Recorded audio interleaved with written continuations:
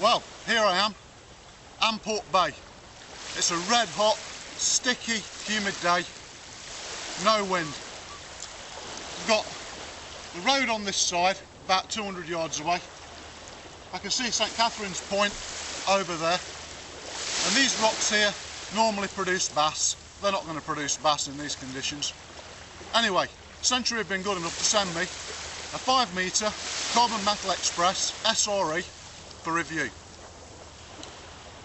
It's not an out and out tournament rod. I knew that when Simon decided to send it to me. So we're not going to test it on the field. We're going to test it in environments where it's designed to be used. This looks a good place to start. Let's see what she's got.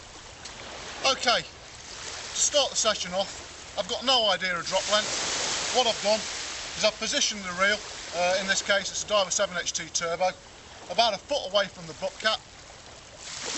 I'm guessing roughly where the drop's going to be.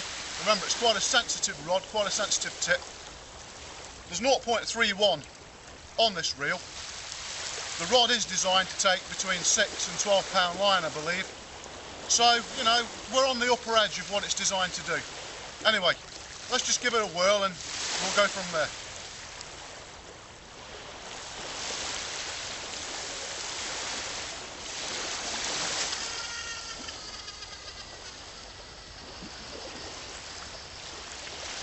Whoa! Now that has gone a long way. Just spooked the birds here in the distance. That went a lot further than... Well, to be honest, first impressions usually count with me. That went an awful long way. I mean, this is not me talking to you because this is a Century rod. This is me telling you what's happening right now here on the beach. This rod delivers. I didn't even try there. I mean, I've just played back the video to make sure that I'd caught the whole rod length in frame, and the rod absolutely is compressed. It delivers, it recovers well.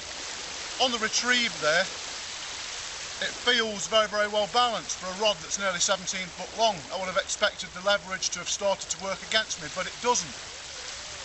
I'll have one more cast. This time I'll try an overhead thump. It's not something I'm great at, but we'll try it because the rod is designed to do it.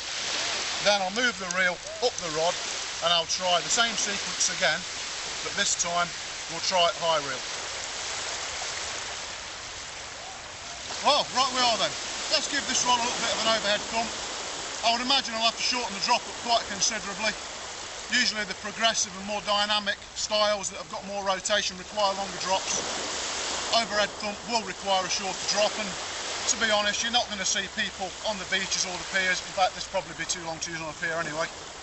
But they're not going to be using ultra long drops, so let's try and use what people would use if they had the rod.